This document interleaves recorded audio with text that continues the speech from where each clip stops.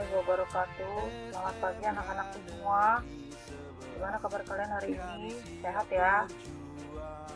Dan tidak lupa kalian untuk sarapan pagi-pagi. Karena kita akan memulai pelajaran produk kreatif dan kewirausahaan Sang pencerah ilmu budaya hari ini ya. Sebelum kita memulai materi kita, alangkah lebih baik kita berdoa menurut agama dan masing berdoa dimulai. Kesebelasan mengawali Berdoa selesai. Oke anak-anakku semua, bismillahirrahmanirrahim. Hari ini kemuliaan Indonesia tercinta. di pertemuan kedua masih di dalam KD menerapkan dokumen administrasi usaha. Hari ini Ibu ingin menerangkan surat-surat niaga dan bukti-bukti transaksi ya. Surat niaga adalah surat yang berhubungan dengan kegiatan jual beli barang ataupun jasa antara pengirim dan pembeli. Surat niaga ini biasanya disebut surat bisnis ya. Fungsinya sebagai sarana komunikasi transaksi bisnis. Surat niaga ini digunakan oleh badan yang menyelenggarakan kegiatan usaha, baik industri maupun jasa. Surat ini berguna dalam membangun hubungan baik dengan pihak luar, sehingga harus dibuat sebagus mungkin, disusun dengan baik dan rapi ya. Macam-macam surat niaga. Yang pertama, surat perkenalan atau introduction letter.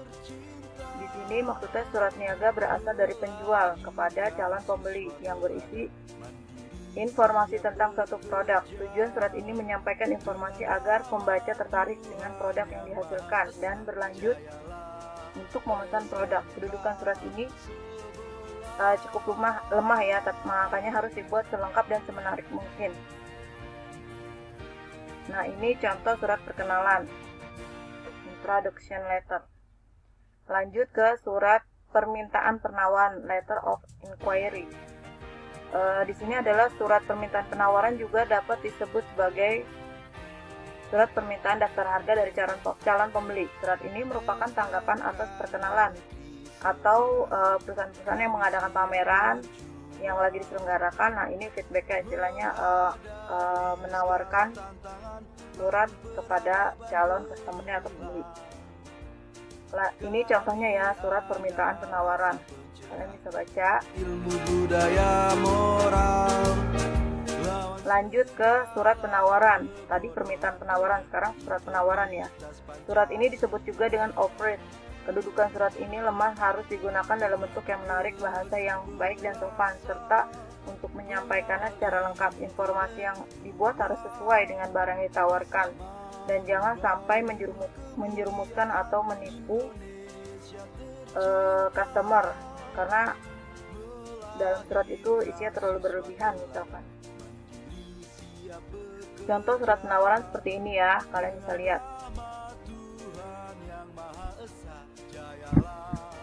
Lanjut ke surat pesanan atau sering kita sebut adalah PO, purchase order. Surat pesanan ini disebut juga surat beli. Biasanya surat pesanan ini terjadi setelah adanya surat penawaran dengan pertimbangan calon pembeli sudah meneliti barang ditawarkan. Barang tersebut diperlukan atau banyak diminati oleh pembeli, sehingga mereka ingin melengkapi barang-barang yang akan mereka jual kembali. Syarat-syarat yang diajukan disetujui oleh calon pembeli dan sesuai dengan kondisi keuangan si pembeli. Ini contoh surat pesanan ya, ada kuantitinya, totalnya, harganya, dan ukurannya. Ini merupakan feedback dari pembeli kepada penjualnya. Lanjut, surat pengantaran barang atau sering disebut juga surat jalan. Biasanya surat ini adalah pemberitahuan pengiriman barang yang dikenal juga sebagai jenis surat niaga. Yang misalkan satu barang itu dikirim, biasanya si penjual nih udah telepon atau pesan singkat kepada pembeli kondisi barang sedang dikirim dan nanti siapa yang akan menerima di tempat atau di gudang pembeli. seperti itu ya. Ini contoh surat pengantaran barang atau surat jalan ya. Lanjut ke surat klaim. Klaim ini biasanya dibuat oleh pihak pembeli karena ada masalah dalam satu transaksi bisnis, misalnya keterlambatan barang. Kenapa nih barang udah dikirim kok, udah dipesan kok nggak nyampe-nyampe? Maka mereka bikin surat klaim. Itu barang tidak sesuai dengan yang dikirim, misalkan kualitasnya rendah, dipesannya apa tapi kualitasnya di bawah ekspektasi, misalkan seperti itu. Lalu pesanannya rusak, ada misalkan pesan 10 barang, ada dua barang atau 3 barang yang cacat, itu mereka bisa mengajukan klaim. Juga di sini misalkan jumlahnya nggak lengkap, pesannya misalkan 20 lusin yang datang cuman 19 lusin, seperti itu. Lalu merek yang dipesan berbeda, misalkan kita mau pesan merek apa, yang kirim merek apa, nah itu bisa pembeli mengajukan surat klaim, seperti itu ya. Sebenarnya ketidakpuasan dari calon pembeli. Contoh surat klaim seperti ini ya. Lanjut, surat tagihan. Surat tagihan ini dibuat oleh penjual, misalkan pihak pembeli atau pemesan barang tidak melakukan pembayaran sesuai kesepakatan, misalkan menunda pembayaran. Ketika barang dikirim ke pembeli, misalkan mereka baru bayar 50%, sisanya lagi harusnya dilunasi awal bulan, ini sudah mau akhir bulan belum dilunasi, seperti ini. Biasanya pihak penjual akan mengirim surat tagihan kepada pembeli, seperti itu. Lanjut, ini contohnya ya, contohnya surat tagihan seperti ini. Sudah sampai sini ada yang kurang jelas anak-anak, kita bisa lanjut ya ke pencatatan transaksi barang dan jasa. Di dalam suatu usaha atau perusahaan baik industri maupun jasa, di sini ada yang namanya bukti transaksi. Bukti ini dibuat oleh pihak perusahaan ya, atau pihak penjual dan pembeli. Nanti Ibu jelaskan lebih lanjut. Ya, ada 2 bukti di sini, bukti intern dan bukti ekstern. Yang pertama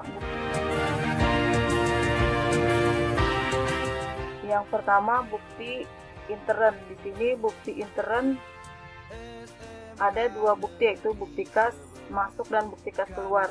Bukti kas masuk adalah tanda bukti perusahaan yang telah menerima uang secara tunai, misalnya pembayaran tagihan dari perusahaan lain. Lalu yang kedua, bukti kas keluar, yaitu tanda bukti perusahaan telah mengeluarkan uang tunai, misalkan pembayaran gaji, pembayaran utang, pengeluaran lain-lain.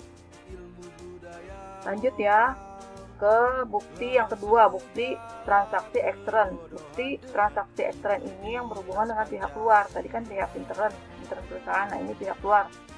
Contoh-contoh bukti ekstern ini adalah yang pertama faktur. Faktur adalah tanda bukti pembelian atau penjualan secara kredit. Faktur ini dibuat oleh penjual dan diberikan kepada pembeli.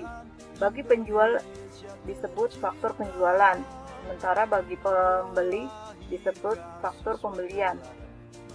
Faktur ini dibuat rangkap sesuai dengan kebutuhannya. Lembar pertama diberikan pada pembeli, lembar kedua diberikan pada penjual, dan lembar ketiga sebagai arsip.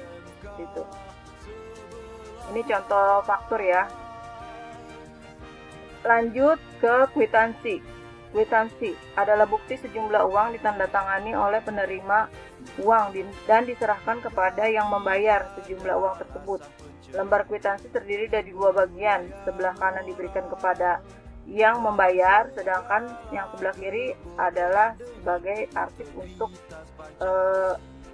penerima uang, atau disebut dengan suis atau sus ya, di pinggir sebelah kirinya.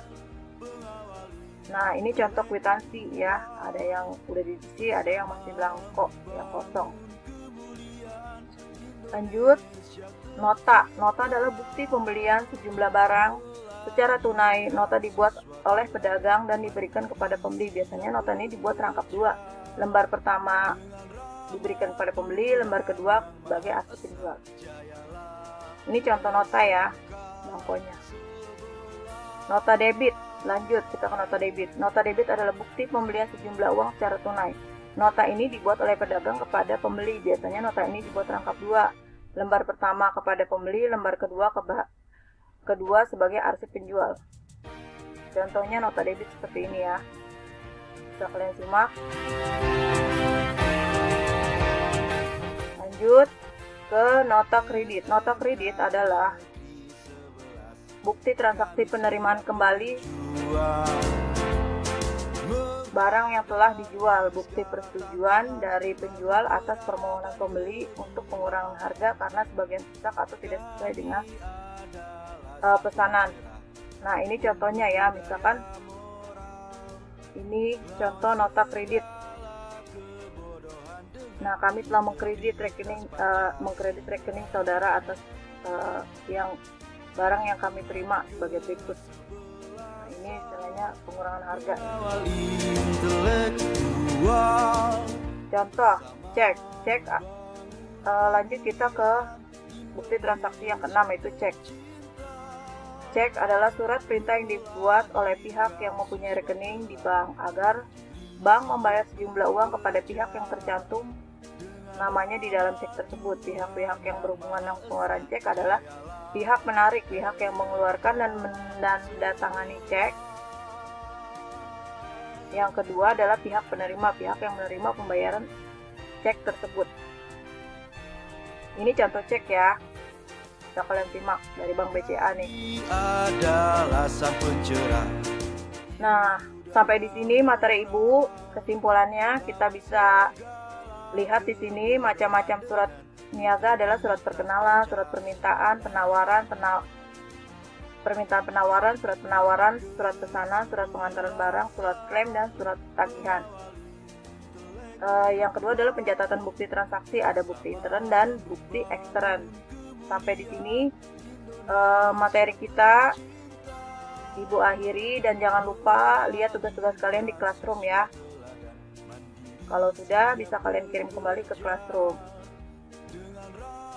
Ibu akhiri dengan tidak lupa mengingatkan kita semua untuk menjaga kesehatan, menjaga kebersihan di lingkungan kalian, rumah dan atau rumah, halaman, ruang tidur kalian ya, kamar kalian. Tetap semangat untuk menjalani hari-hari kita di masa pandemi ini. Ya, selamat belajar untuk anak-anakku semua. Semoga kita selalu diberi kesehatan, dilindungi oleh Allah Subhanahu wa Ta'ala. Sekian dari Ibu. Ucapkan terima kasih. Assalamualaikum warahmatullahi wabarakatuh.